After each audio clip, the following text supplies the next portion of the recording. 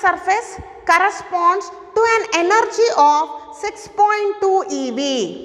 See, the moment you see energy, if you write it as E, then it is wrong answer, because the first word tells us that it is threshold frequency energy. Without saying threshold frequency, if you just concentrate on energy, then you will be writing capital E, which is wrong. Okay, so it is threshold frequency, so it is not energy, it is work function. Work function is given as 6.2 eV, and the stopping potential for a radiation incident on this surface is 5 volt.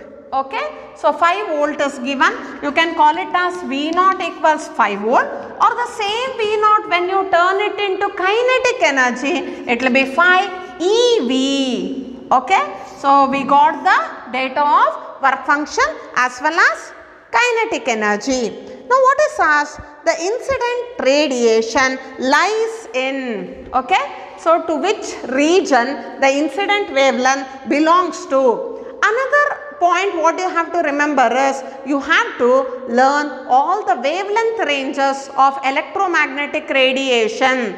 So you had a theoretical topic called electromagnetic radiation. Starting from cosmic, you can neglect gamma to radio. Okay, in this most photoelectric effect concepts will be with X-ray, gamma, ultraviolet, visible, infrared. So you have to know the wavelength range of these spectrums. Okay, ultraviolet, X-ray, visible, infrared. Okay, radio, micro not necessary, and even cosmic radiations are also not necessary for our topic, but it is better if you learn everything, because when such questions are asked, you should be able to predict the answer. Whatever wavelength range you are getting, you have to identify to which region it belongs to. Clear? So let me calculate the wavelength. So apply the basic formula. E is equal to W plus KE. E is equal to W value is 6.2 plus KE is 5. It will be around 11.2 EV. This is our E value. Okay. Now I want lambda. Okay. E is equal to HC by lambda. Lambda is equal to HC by E. But I had given another shortcut formula. Whenever you want to calculate wavelength in angstrom and energy in EV, or you should calculate energy in EV given wavelength in angstrom for anything, whether it is work function, threshold wavelength, whether it is incident frequency and threshold frequency. Frequency we cannot apply, but for wavelength we can apply. Okay, work function, threshold wavelength, incident energy and incident wavelength. For all these you can apply a shortcut formula. Actually it is 12375 divided by the data, but I will be rounding it off as 12400. So this formula consumes little time. So instead of that, you can apply a shortcut formula for this.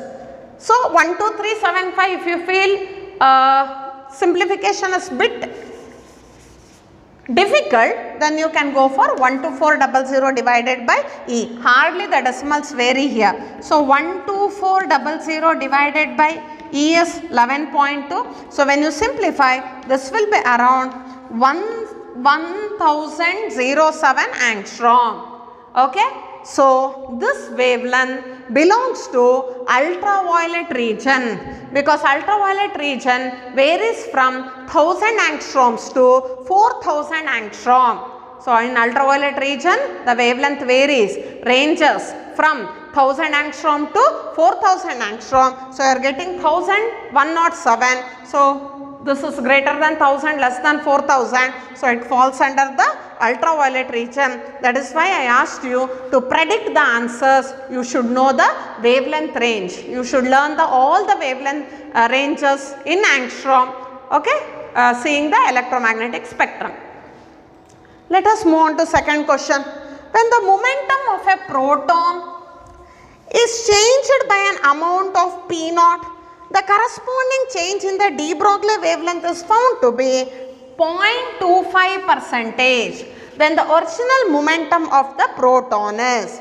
See, you know a basic formula. Lambda is equal to h by p. This is a small derivation we have done in the theory classes.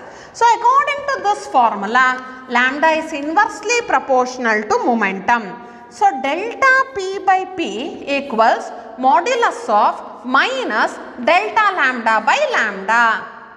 Lambda by delta lambda, if you take, you have to neglect the negative sign and you have to leave the modulus. But since I am taking modulus, I can apply this.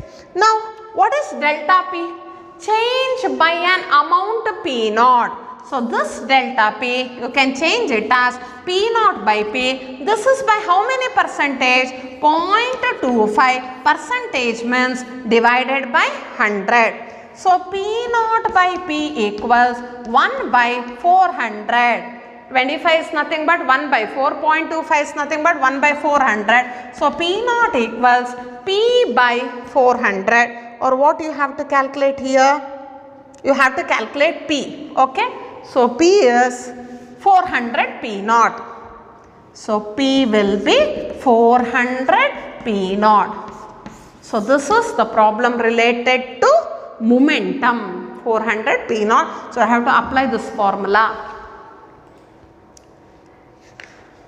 Energy of a quanta frequency 10 power 15 hertz and H value is given. A direct simplification problem without doing anything, you can guess the answer. E is equal to H nu. Multiply both of them. Only power simplification you have to do. How much is there? Minus 34. How much is here? 15. Minus 34 plus 15 is 19. So, you need not do orally also, you can do. E is equal to H nu. Value of E is 6.6 into 10 power minus 34. Nu value is given as 10 power 15. Simplify the power. 6.6 into 10 power minus 19 joule is the energy answer. So, there is a graph given here and we have to calculate the maximum value of stopping potential in the following diagram. See, this is photoelectric current, a saturation current. What is the meaning of stopping potential? It is that the negative potential applied at the anode or collector plate, due to which the photoelectric current reduces to 0 or the photoelectric current falls to 0. So, it is tending towards the 0. What we have to calculate? We have to calculate the maximum value of stopping potential. Here, if you cannot see, it is lambda 1, lambda 2 given here. Corresponding wavelengths are given. Okay. Now, stopping potential minus 4 volt is greater in magnitude when compared to minus 2 volt, right? Only magnitude, let us say. Okay. So, 4 volt, because this negative tells you that you have applied the stopping potential at the anode, you are applying the negative potential. So, you take the magnitude. So, 4 volt will be greater than 2 volt. So, maximum value will be 4 volt again. So, it is minus 4 volt. So, out of the given 2, which is the maximum value, you have to identify. The question appears something different, but nothing extra is asked here. The wavelength of K alpha line in copper is 1.54 angstrom. H alpha, H beta in hydrogen atom. K alpha, K beta in X-ray spectrum. Okay, X-ray diffraction through a crystal. We have done Bragg's law also. I hope you remember Davison-Germer experiment. So, if there is K alpha and K beta, it is related to X-rays. Okay.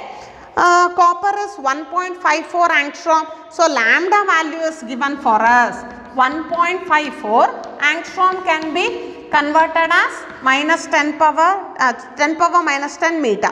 The ionization energy of K electron in copper in joule we have to calculate. Ionization energy is energy. E is equal to Hc by lambda.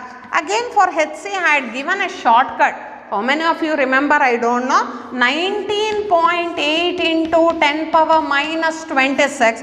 1.54 into 10 power minus 10. Or you can approximately take this as 20 also. Okay, but you should know the conversion, the error you should know, and you should know to round off the value. Here there is difference actually 11, 12, 1.7, 10 there is difference, but still you can take 19.8 or round it off to 20. So on simplifying you will be getting around 13 something. So 13 is nothing but powers. You can make out there is a variation in power. So answer will be in joule. 12.9 into 10 power minus 6. Since this is in meter, you are getting in joule. Okay. So direct formula substitution here. The minimum light of